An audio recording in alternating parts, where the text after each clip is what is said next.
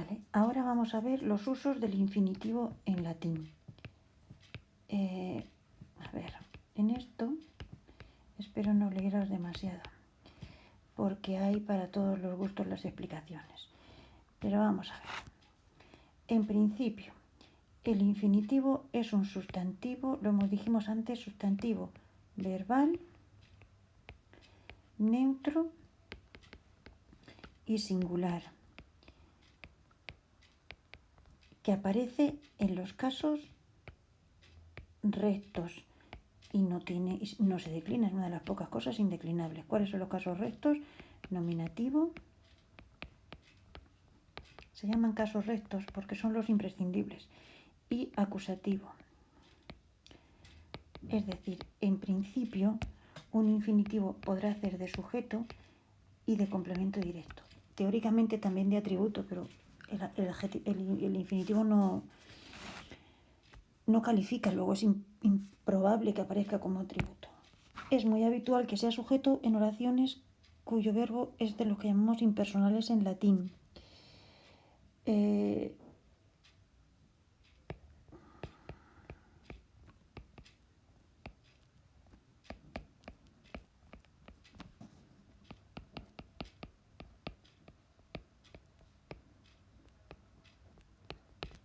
¿Os acordáis de eso? Olere bene puero hispano decet. O lo que es lo mismo. Oler bien, conviene o agrada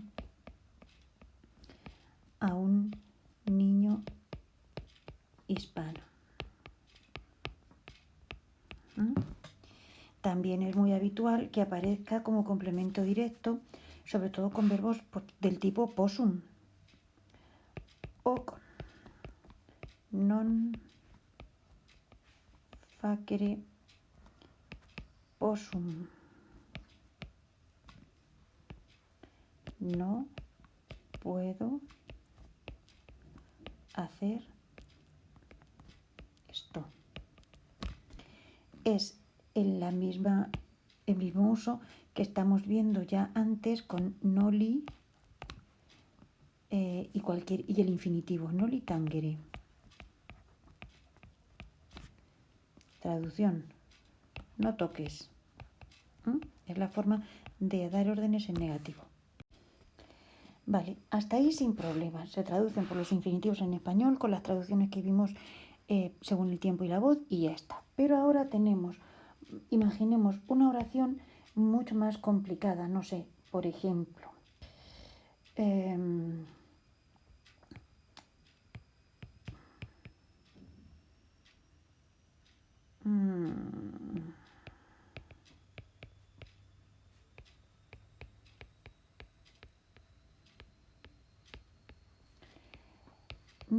Miles hostes oppugnare vidit. Vale, ahora vamos a ver, tenemos aquí un infinitivo. Un infinitivo que tiene dos funciones posibles, o sujeto o complemento directo, pero si el verbo principal, que es vidit, y es el verbo principal porque para eso tiene su desinencia de tercera persona, significa ver, los infinitivos malamente pueden ver, entonces obviamente tiene que ser complemento directo.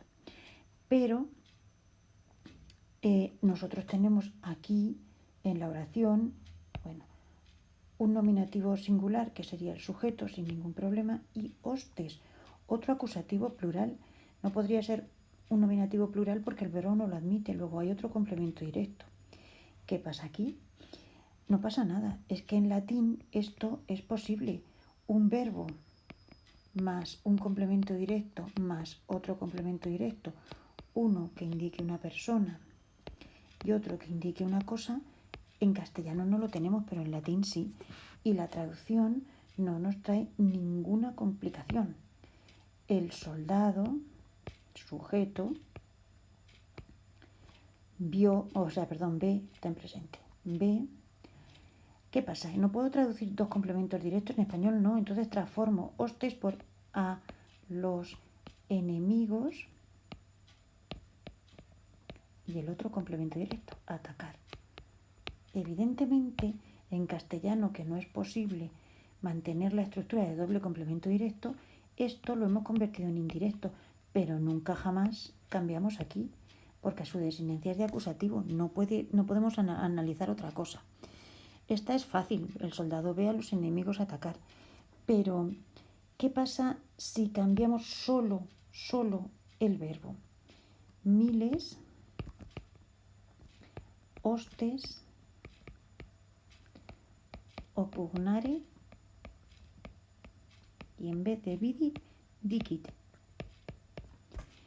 Si solo nos fijamos en las desinencias, las oraciones son idénticas. Un verbo que significa decir y por lo tanto un infinitivo que tiene que ser su complemento directo, un hostes que será el otro complemento directo y el miles sujeto. Pero, ¿y a la hora de traducir? El soldado dice, hasta aquí lo mismo que el soldado ve. ¿Y ahora qué hacemos? A los enemigos atacar. Esto es lo que no cuadra, ¿vale? Eso en castellano no tiene sentido.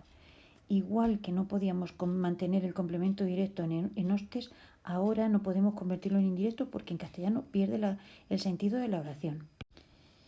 ¿Y qué hacemos entonces? Pues buscamos otra forma de traducir al español lo que el latín quiere decir. Recordemos la oración. Habíamos dicho miles, hostes, opugnare, vidit, ¿vale? Vidit justo era el otro. Bueno, valdría igual, pero aquí estamos mejor con el otro, ¿vale? Dicit. El análisis en latín es indiscutible. Verbo, infinitivo, complemento directo, el segundo complemento directo, bueno, el primero según se vea, y el sujeto. Pero eso no era posible traducirlo. Para traducirlo al castellano tenemos que inventar y transformar, pero es problema del castellano. Si estuviésemos traduciendo al inglés, la transformación sería diferente, ¿vale? Esto no puede afectar a la lengua de origen, afecta a la lengua de receptora, ¿vale? Entonces decimos, el soldado, hasta ahí bien, dice. Eso es lo único que tenemos clarísimo. Y ahora tenemos que pensar, ¿qué es lo que está diciendo de verdad? Que los enemigos están atacando. Bueno, pues eso es lo que hay que traducir, sin más. Para eso ponemos un que no aparece en ningún sitio. No aparece. Y luego hacemos que este hostes ejerza de sujeto el infinitivo y que el infinitivo se convierta en verbo, ¿vale? Con lo cual, desde hostes hasta opugnare, acabamos de inventarnos, que quede claro, una oración completiva o sustantiva. Como en castellano esas oraciones van introducidas por conjunción, hemos inventado el qué.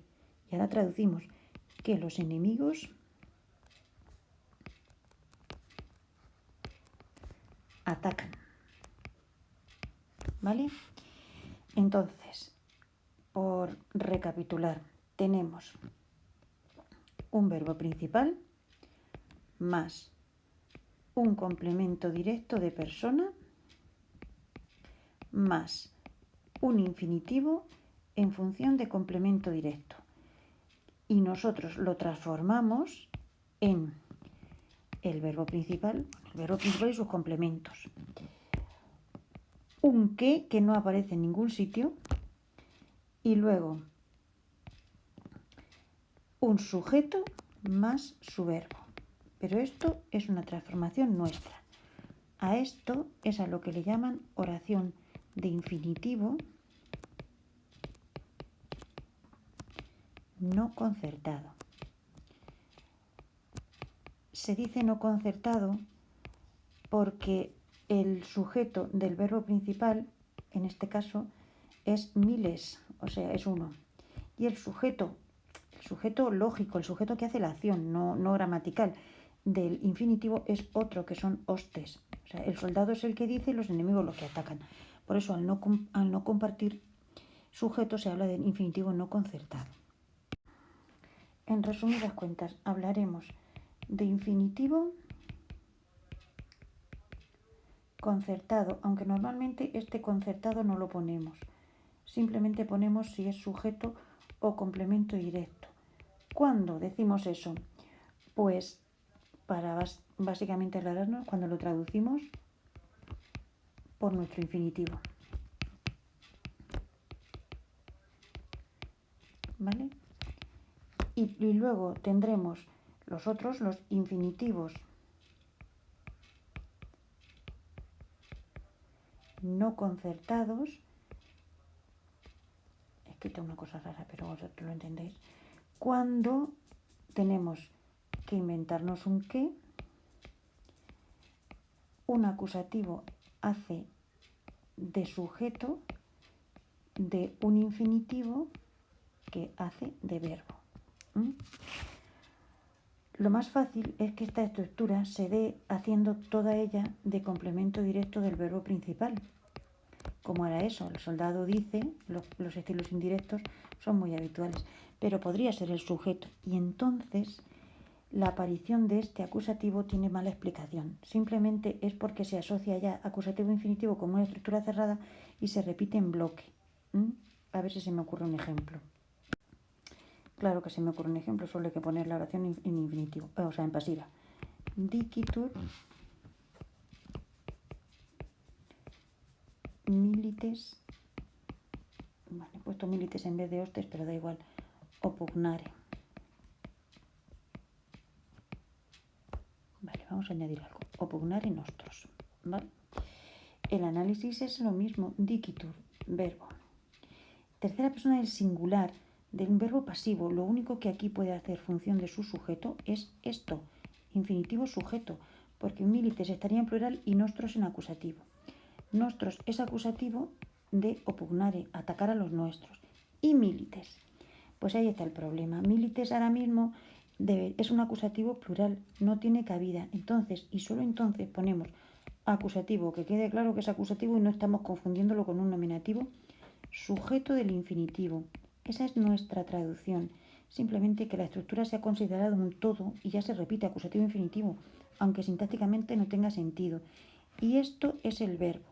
Y de aquí hasta aquí tendremos una oración completiva de sujeto, porque es la función que desempeña el infinitivo, ¿vale? Y la traducción, pues es sencilla, se dice, se cuenta que ese que nos habíamos inventado, los soldados, antes eran los enemigos, pero que he puesto milites, los soldados atacan a los nuestros. Hay una estructura más complicada que es la de el infinitivo haciendo función de predicativo, pero eso de momento no lo vamos a ver y yo creo que con un poco de suerte no lo vamos a ver. Así que lo dejamos ahí.